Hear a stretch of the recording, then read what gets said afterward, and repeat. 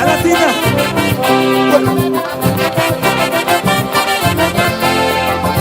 Numero fasi filufitine iae ubeni tanana ilalatina